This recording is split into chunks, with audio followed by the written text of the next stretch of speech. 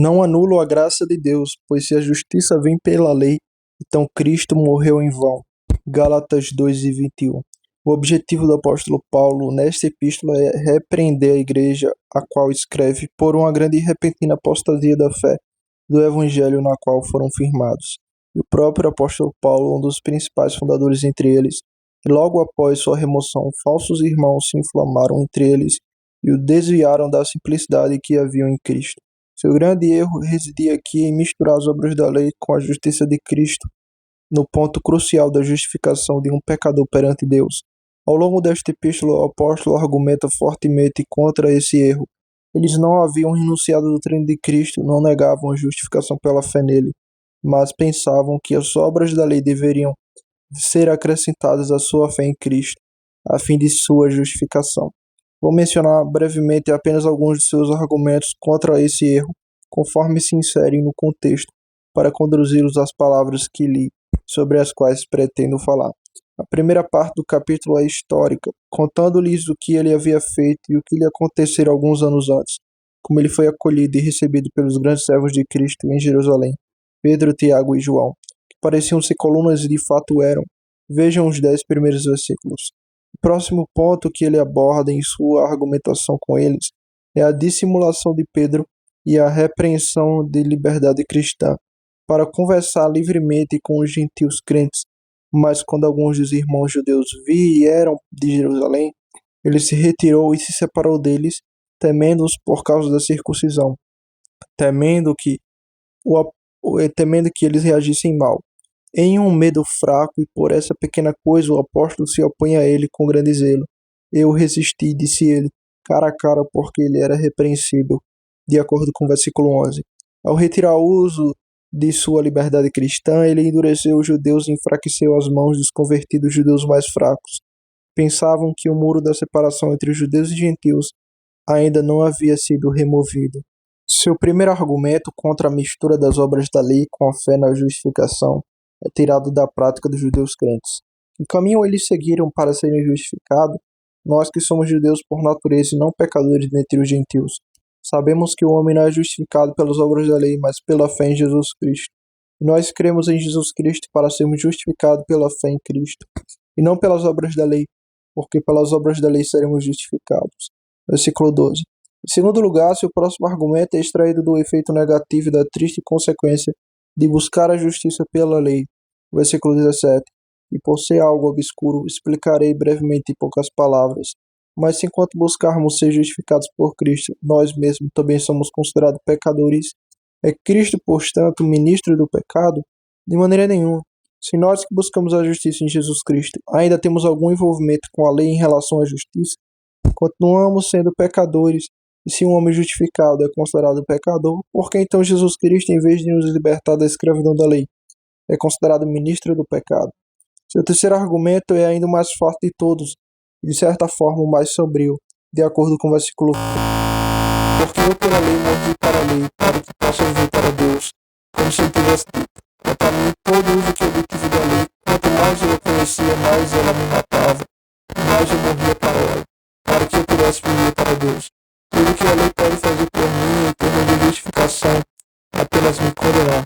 Sempre que a lei entra na consciência do homem, ela sempre faz isso. Quando veio o mandamento, o pecado reviveu e eu morri. Seu próximo argumento é tirado da natureza da nova vida que ele levava. No versículo 20. Estou crucificado com Cristo e vivo. Já não eu, mas Cristo vive em mim. E a vida que agora vivo na carne, vivo pela fé no Filho de Deus que me amou e se entregou por mim. Palavras de forma extraordinária. Palavras que poderiam parecer de certa forma contraditórias entre si. Contudo, elas expressam gloriosamente aquela vida graciosa que por meio de Cristo Jesus é concedida aos crentes justificados. Cristo morreu por mim e eu fui crucificado. Meu texto contém mais dois argumentos extraídos de um princípio natural comum de argumentação contra o erro, pela absurdidades que necessariamente deles decorrem. São dois dos maiores que podem existir: frustrar a graça de Deus e tornar vã a morte de Cristo. Pecados maiores não devem ser cometidos pelos homens. O maior pecado, o pecado imperdoável, expressos em palavras muito semelhantes a estas em Hebreus 10:29. De quanto mais castigo pensais vós, será julgado merecedor. aquele que pisou o Filho de Deus e profanou o sangue da aliança, com a qual foi santificado, e ultrajou o Espírito da graça? E quão próximos uns dos outros estão frustrados a graça de Deus, e ultrajando o Espírito da graça e tornando vã a morte de Cristo, e profanando o sangue da aliança. Há duas palavras que precisam ser explicadas antes de prosseguirmos. Primeiro, o que é a graça de Deus? E segundo, o que significa frustrar a graça de Deus? Primeiro, o que é a graça de Deus? A graça de Deus possui dois sentidos comuns nas Escrituras. Primeiro, ela é tomada e usada nas Escrituras como a doutrina da graça de Deus, e nesse sentido é frequentemente empregada. O próprio Evangelho é chamado de graça de Deus. Assim, na Epístola de Tito, capítulo 2, versículo 11 ao 12, podemos ver: a graça de Deus que traz salvação se manifestou a todos os homens, isto é, o Evangelho. Pois ali se fala da graça que ensina, chamada pelo apóstolo e o Evangelho da sua graça. E essa graça de Deus pode ser recebida em vão. Muitos podem ter essa graça de Deus nesse sentido e ainda assim irem para o inferno. Portanto, orai para que não recebais a graça de Deus em vão. Segundo, pela graça de Deus nas Escrituras também se entende a própria bênção concedida, e essa jamais é frustrada. A graça que chamou o apóstolo Paulo, a graça que operou poderosamente nele, não lhe foi dada em vão. Como ele mesmo diz, a graça que me foi concedida não foi em vão. Antes trabalhei mais do que todos eles, todavia não eu, mas a graça de Deus que estava comigo. Assim, o evangelho da graça de Deus frequentemente é frustrado, mas a própria graça não acontece isso. Segundo, o que significa frustrar essa graça de Deus? A palavra que lembro no original é usada no Evangelho de Marcos, capítulo 7, versículo 9, onde ele diz: vós invalidais o mandamento de Deus. É a mesma palavra usada no meu texto. Frustrar a graça de Deus significa privá-la de seu fim, ou falhar em alcançar o próprio propósito para o qual foi dada. No Evangelho de Lucas, capítulo 7, versículo 30, é dito que os fariseus e os doutores da lei frustraram a graça de Deus contra si mesmo, ou, como lemos aqui, rejeitaram o conselho de Deus contra si mesmo. A verdadeira graça de Deus em si mesmo nunca pode ser frustrada, ela sempre alcança o seu fim, pois é toda poderosa. Porém, a doutrina da graça de Deus muitas vezes é rejeitada, e o apóstolo aqui no texto fala disso como um pecado do qual são culpados aqueles que falam da justiça pelas obras da lei. Há uma coisa que desejo observar em geral a partir do propósito do apóstolo no grande assunto da justificação. Ele argumenta a partir de sua própria experiência. O verdadeiro caminho para obter luz segura sobre o principal ponto da justificação de um pecador diante de Deus é estudá-lo no que diz respeito ao próprio coração e à própria condição. Se esse tema for apenas debatido entre homens como uma mera noção ou como um ponto doutrinário, discutido de forma leviana, então aos olhos de Deus, pouco importa se ou os homens estão corretos ou incorretos, seus corações estão errados, por mais corretas que suas cabeças possam parecer. O grande caminho para conhecer a verdadeira mente de Deus acerca da justificação de um pobre pecador é cada um examinar essa questão em relação a si mesmo. O apóstolo poderia dizer: eu sei como sou justificado e todo mundo jamais me persuadirá a unir a justiça da lei com a justiça de Cristo. E há 4 pontos de doutrina que eu gostaria de extrair e observar da primeira parte destas palavras: que a graça de Deus resplandece gloriosamente na justificação de um pecador por meio da justiça de Cristo. Segundo, que é um pecado horrível frustrar a graça de Deus. Terceiro, que todos que buscam a justiça pela lei frustram a graça de Deus no Evangelho. Quarto, que nenhum crente verdadeiro possa ser culpado desse pecado. Falarei nesse momento do primeiro desses pontos, que a graça de Deus resplandece gloriosamente na justificação de um pecador somente pela justiça de Cristo. Quando o apóstolo fala disso, com frequentemente ele acrescenta o termo graça. Por exemplo, sendo justificado gratuitamente pela sua graça, mediante a redenção que é em Cristo Jesus. Romanos 13:24. E também, para que sendo justificado por sua graça, nos tornemos herdeiros segundo a esperança da vida eterna. E há 4 coisas que precisam ser explicadas aqui, as quais tornarão o caminho claro para a qual devemos provar esse ponto. Primeiro, o que é justificação? Segundo, quem é aquele que justifica? Terceiro, quem são os que são justificados? E quarto, com que base isso acontece? Primeiro, o que é justificação? Lemos muito sobre isso em nossa Bíblia, e a doutrina da justificação é considerada um dos pontos fundamentais da verdadeira religião cristã. E de fato é. Esta grandiosa doutrina é a fonte de nossa paz, conforto e salvação. foi maravilhosamente obscurecida no reino papal e a primeira luz da reforma. E Deus se agradou em romper nos dias de nossos antepassados. Tratava principalmente desta grande doutrina. Justificação não é meramente o perdão do pecado, na verdade, é sempre inseparável dele. O perdão do pecado é um fruto dela ou parte dela. Justificação é Deus absolver um homem e libertá-lo de toda condenação. É Deus remover a condenação que a lei quebrada de Deus põe a todo pecador. Quem os condenará? É Deus quem os justifica. Romanos 8:33. Justificação e condenação são opostos. Todo aquele que não é justificado está sob condenação, e todo homem justificado é libertado da condenação. Justificação não é santificação, é um antigo erro papal semeado no coração de muitos protestantes. Pensar que justificação e santificação são a mesma coisa. Justificação e santificação são tão diferentes quanto essas duas coisas. Há um homem condenado por alta traição contra o rei pelo juiz, e o mesmo homem está doente de uma enfermidade mortal, e se não morrer pelas mãos do carrasco hoje, poderá morrer por sua doença amanhã. O trabalho do médico é curar a doença, mas é um ato de misericórdia do rei, que deve salvá-lo da condenação. Justificação é a absolvição e a revogação da sentença da condenação. Santificação é a cura da doença do pecado, que será a nossa ruína, a menos que Cristo seja nosso médico. Justificação e santificação são sempre inseparáveis, mas são maravilhosamente distintas. Justificação é o ato da graça gratuita de Deus. A santificação é a obra do Espírito de Deus. A santificação é uma obra realizada dentro de nós. A justificação é algo que acontece sobre nós e, portanto, a justificação é mencionada em toda a Bíblia nos termos de um ato judicial. Em segundo lugar, quem justifica? Somente Deus quem justifica. Quem tentará acusação contra os escolhidos de Deus? É Deus quem justifica. Quem os condenará? Romanos 8:33. Só pode justificar quem dá a lei, só pode justificar quem condena pelo pecado, só pode justificar quem é injustiçado pelo pecado. Marcos 2:7. Os fariseus blasfemavam, pois estavam em suas trevas, mas a verdade que diziam era boa, embora sua aplicação fosse totalmente nula. Porque este homem profere blasfêmias? Quem pode perdoar o pecado senão somente Deus? No caso do paralítico, cujos pecados Cristo primeiro perdoou antes de curá-lo da paralisia, de modo que o perdão de seus pecados era a sua justificação. A aplicação deles estava errada, pois não sabiam que Cristo era Deus e que tinha poder na terra para perdoar pecados, mas a verdade em si era correta. Ninguém pode perdoar pecados senão somente Deus. A justificação é um ato do juiz, somente o juiz legislador pode pronunciá-la. E há apenas um legislador, diz Tiago, que pode tanto salvar quanto destruir. Capítulo 4, versículo 12. Ninguém propriamente é ofendido pelo pecado senão Deus, e nada violado pelo pecado tão imediatamente quanto a lei de Deus. Terceiro, quem é justificado? Nem todos são justificados. Que tipo de homem é aquele que é justificado? Justificação é a absolvição de um homem de toda condenação. É obra exclusiva de Deus. Mas que tipo de homem é aquele que é justificado? Não, é um pecador, é um homem ímpio. Deus justifica o ímpio. O homem não se torna piedoso antes de ser justificado, nem permanece ímpio depois de ser justificado. Ele não se torna piedoso num momento, mas antes se torna justificado.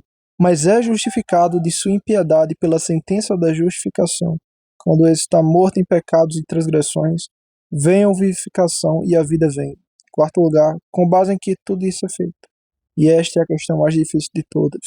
Já ouviste que a justificação é a libertação de um homem de toda acusação, e que ela é realizada somente por Deus, e concedida a um homem antes que ele possa fazer qualquer coisa boa, pois ninguém pode fazer coisa alguma que seja verdadeiramente boa antes de ser santificado, e ninguém é santificado antes de ser justificado. Mas a grande pergunta é, como Deus pode fazer isso de maneira justa? Diz o apóstolo em Romanos 13:26, para que ele seja justo e o justificador daquele que crê em Jesus. Como pode Deus ser justo e ainda assim justificar um homem ímpio? Justificar o ímpio e condenar o justo são ambas abominações diante de Deus, quando praticada pelos homens, como está em Provérbios 17:15. Como então Deus pode justificar o ímpio? A grande resposta para isso é que Deus justifica o ímpio não por causa de qualquer coisa que exista nele mesmo, mas somente por causa da justiça de Cristo, sobre a qual o apóstolo está aqui argumentando, sendo justificado gratuitamente por sua graça, mediante a redenção que é em Jesus Cristo. Quando Deus justifica um homem, a justiça de Cristo lhe é atribuída, Deus passa a tratá-lo como alguém que está em Cristo. Por isso suas transgressões são cobertas, e o homem é feito justiça de Deus em Cristo. Porque Cristo é feito por Deus para ele justiça, como diz na Epístola de 1 Coríntios 1,30. Dele sois vós em Cristo Jesus, o qual por Deus nos foi feito sabedoria e justiça. Onde está a justiça do pobre homem que é justificado? Ela está em Cristo Jesus. Pois na segunda epístola de 2 Coríntios, capítulo 5, 21, está escrito: aquele que não conheceu o pecado fez pecado por nós para que nele fôssemos feitos justiça de Deus. Ser feito justiça de Deus nada mais é do que ser tornado justo diante de Deus por meio de Cristo. Considerado essas coisas, a prova deste ponto é muito fácil, que a graça de Deus resplandece gloriosamente na maneira de justificar um pecador pela justiça de Jesus Cristo. Portanto, acrescentarei apenas algumas poucas coisas mais para demonstrá-lo. Primeiro, nesse caminho tudo é de Deus e nada provém do mérito da criatura, e por isso é de graça. A graça sempre resplandece com mais brilho onde o homem menos aparece. Tudo que tende a exaltar o poder e a eficácia das obras humanas sempre impede que a glória da graça de Deus brilhe plenamente. Mas nesse modo de nos justificar pela justiça de Cristo, a graça resplandece da forma mais gloriosa, porque tudo é de Deus, nós nada fazemos nisso. Para ilustrar com algumas coisas, primeiro, a descoberta dessa justiça pela qual somos justificados somente de Deus. Se a pergunta tivesse sido prestada a todos os anjos do céu e muitos mundos de homens, se lhe fossem feitas esta única pergunta: como pode Deus justo e santo justificar um pecador? Nenhum entendimento criado jamais seria capaz de descobrir como isso poderia ser feito. Foi somente a sabedoria infinita de Deus que encontrou esse caminho. Ele enviaria seu próprio Filho para ser um homem sem pecado, e sustentaria as pessoas, levaria os pecados e tiraria os pecados de todos aqueles que seriam justificados. O senso natural de toda a humanidade é este: quando sabemos algo acerca de Deus, sabemos que está de acordo com sua natureza condenar o pecado e odiar o pecador. Mas como pode estar de acordo com a justiça absolver um pecador? Isso somente Deus poderia descobrir. Segundo, assim como a descoberta do caminho da nossa justificação é somente de Deus, também a realização desse caminho é somente de Cristo. Assim como nenhuma criatura participou do conselho de Deus ao descobrir esse caminho, também nenhuma criatura foi ajudadora de Cristo ao realizá-lo. Toda graça e toda grande obra de cumprir a justiça da lei foi realizada somente por Cristo. Ninguém poderia oferecer ajuda na grande obra de suportar o peso da ira de seu Pai e carregar o fardo da justiça de Deus pelos pecados de sua igreja. Nosso Senhor foi o único que suportou tudo isso. Somente Ele trouxe justiça eterna e removeu o pecado pelo sacrifício de si mesmo, como diz em Hebreus 9:26. Terceiro, a aplicação dessa justiça também é somente de Deus. É obra do Espírito Santo aproximá-la do pecador por meio da fé. E aqui temos tão pouca participação quanto nas coisas anteriores. Assim como ninguém participou do conselho eterno de Deus na descoberta desse caminho, nem Cristo teve qualquer ajudador na obra da redenção, também nós ajudamos o Espírito de Deus tão pouco quanto possível em sua obra de aplicação. Pois até que a graça de Deus prevaleça sobre o coração, há uma resistência constante contra ela. Há muitos pobres pecadores que lutaram contra o Espírito de Deus enquanto ele buscava salvá-los. Mais do que muitos crentes jamais lutaram contra Satanás quando este buscavam destruí-los. Todos os incrédulos são conduzidos mais docilmente ao inferno pelo diabo do que os crentes são conduzidos tranquilamente ao céu pelo Espírito de Deus. Em quarto lugar, a garantia de tudo isso pelo pacto eterno é somente de Deus. Nós selamos o pacto de Deus por meio da nossa fé, para participarmos de seus benefícios. Mas o grande selo de Cristo é o que lhe dá segurança, a saber, o selo do seu próprio sangue. Isso é o meu sangue do Novo Testamento, que é derramado por muitos para a remissão dos pecados, como está em Mateus 26:28. E assim concluímos este primeiro ponto. A graça de Deus resplandece gloriosamente na maneira de justificar um pecador pela justiça de Cristo, porque tudo procede inteiramente de Deus. O pecador não tem parte alguma nisso. Em segundo lugar, isso aparecerá ainda mais claramente se considerarmos quão vis criaturas são aqueles que a recebem. Eles nada têm para obtê-la, nada para merecê-la, mas têm muito para merecer o contrário. Em Romanos 5, eles recebem 3 nomes. No versículo 6, somos chamados de ímpios. No tempo oportuno, Cristo morreu pelos ímpios. No versículo 8, somos chamados de pecadores. Quando éramos pecadores, Cristo morreu por nós. E no versículo 10, somos chamados de inimigos. Quando éramos inimigos, fomos reconciliados com Deus pela morte de seu Filho. Aqui estão 3 nomes. ímpios e pecadores e inimigos, as expressões mais fortes pelas quais se pode descrever alguém indigno.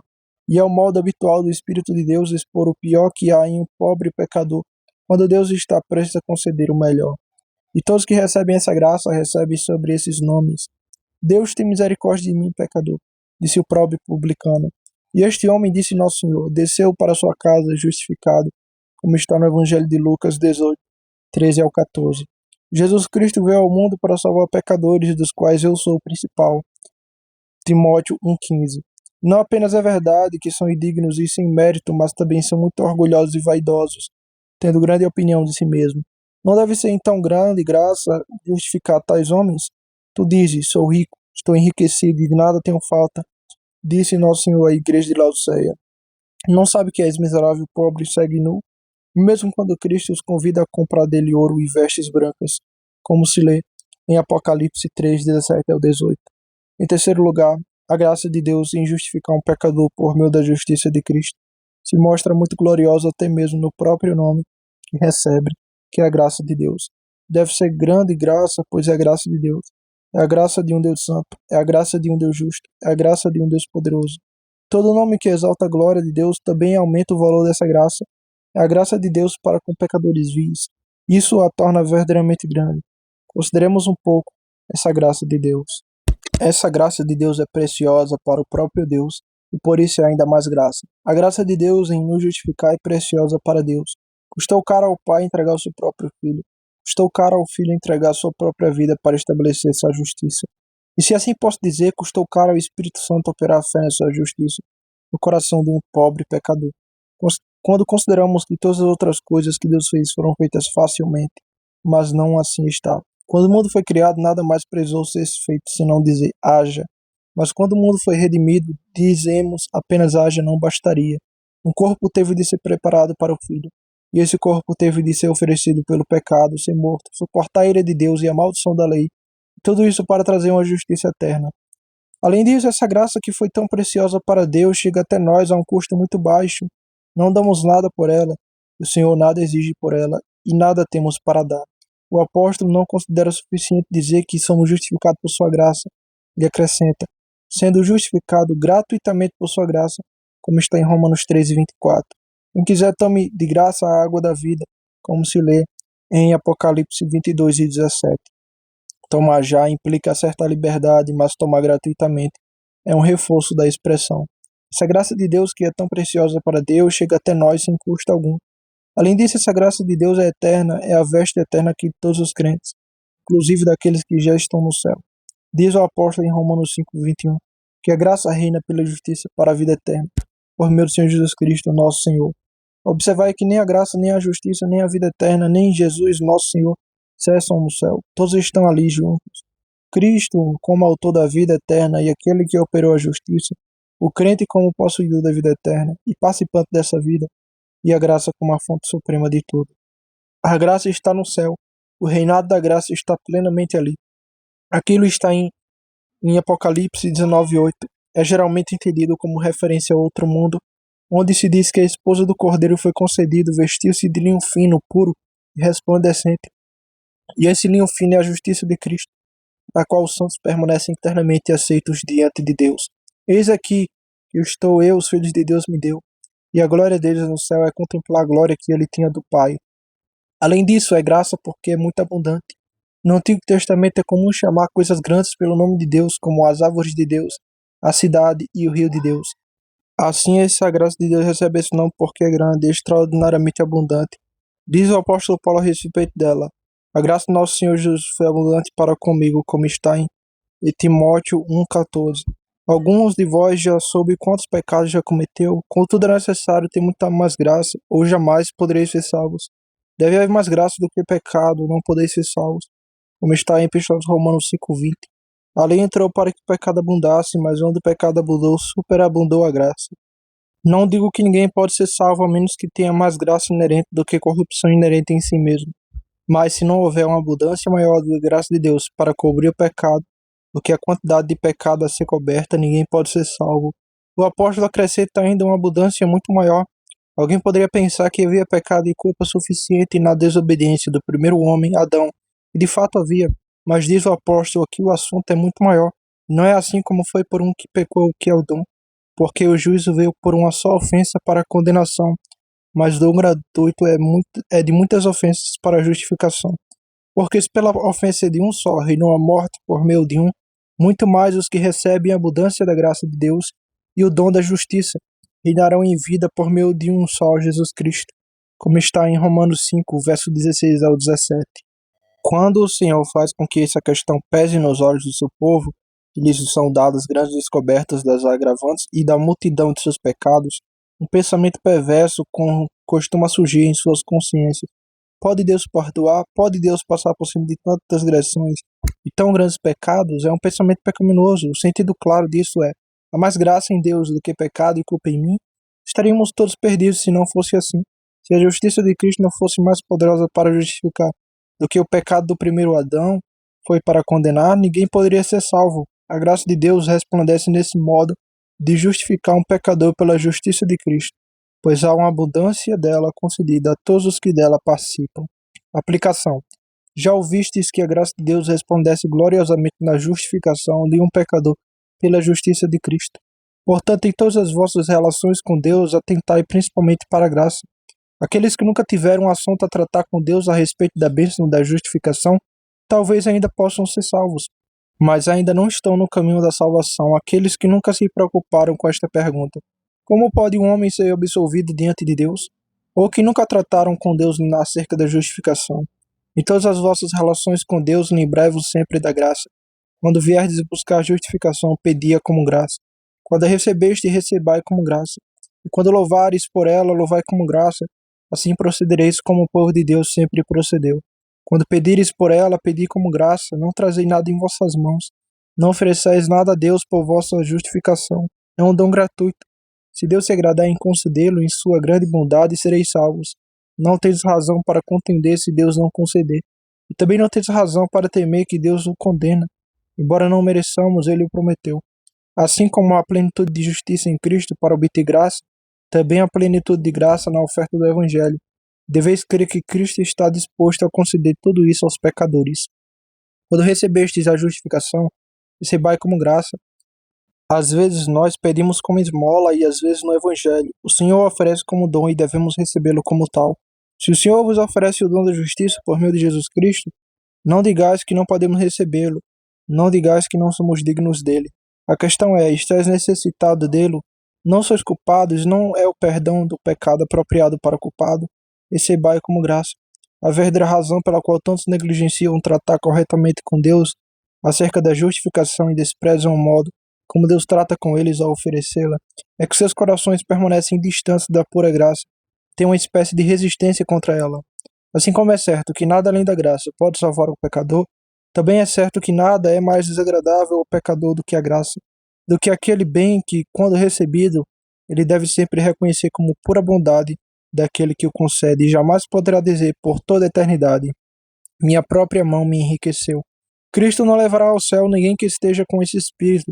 Aquele que não quiser ser rico em Cristo deve permanecer pobre e condenado no primeiro homem, que é Adão.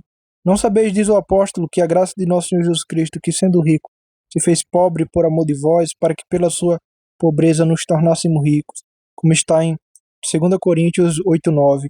As riquezas de um crente consistem na pobreza de Cristo, e todo verdadeiro crente considera a pobreza de Cristo como a sua própria riqueza.